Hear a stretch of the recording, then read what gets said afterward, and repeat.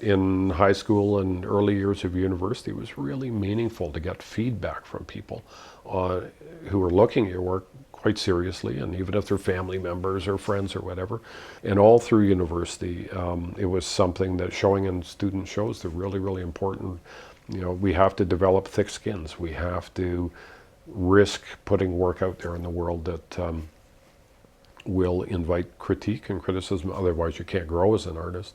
And you come to welcome that. And you do develop, I think, that thick skin, which is required of all professional artists.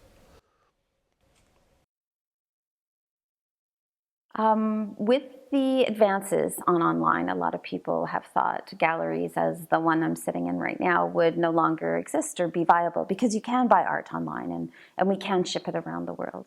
But there is something about seeing it in person, as you know from visiting museums and galleries and seeing that piece that you had only seen on a slide previously. There's something very exciting and vibrant. I believe there's that energy that all artists put into the work that you can really feel when you see the work in person. And that's vital to really connecting with the piece. Having openings where people can gather and celebrate that artist and their work is also very, very exciting, and we couldn't do without it. There are different collectors, and some who collect don't feel the necessity to go out and engage with the artist or engage with the world of commercial galleries to be able to purchase. But having your work there, having you present there is very important. So even if in your area there are shows going on that you're not involved with, get out there, get to meet the people, because there's always clients there. And once they get to know you, they may be interested in purchasing your work. Well, I guess there is frustration sometimes. You're trying to find another place to show, and it's a tough life to follow. There's only so many places that you can show, and there will be a lot of rejection, and you're lucky when you can get shows. You're lucky when you can get grants. There's going to be periods that isn't coming your way, and those are the difficult times. And you still need to be making work and going out to openings and pursuing, trying to get grants, trying to get shows. So that's, I think, the challenge is just to keep it going when things aren't as successful. You have to keep them going.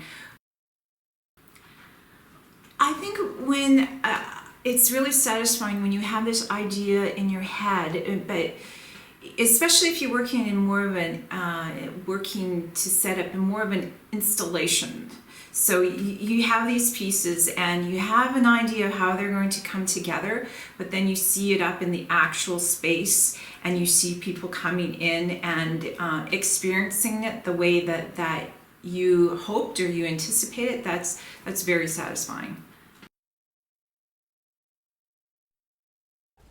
If somebody, for instance, I have an exhibition presently in Moose Jaw of work that I've been setting aside for many years, and also work that is recent there.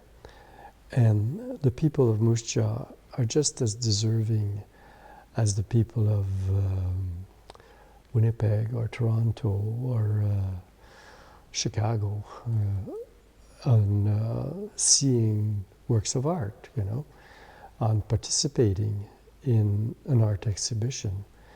There is amongst the galleries a kind of certain hierarchy that the Ontario Art Gallery thinks it's above the Mackenzie Gallery. The Mackenzie Gallery thinks it's above the Moose Jaw Art Museum, the Swift Current, whatnot. That there's kind of like tiers of galleries, Well, I don't just want to show in the what is considered the top tier. I want to show at all the tiers because people live at all the levels. I enjoy a show as much seeing it, if it's a good show, in Moose Jaw as I would in Toronto,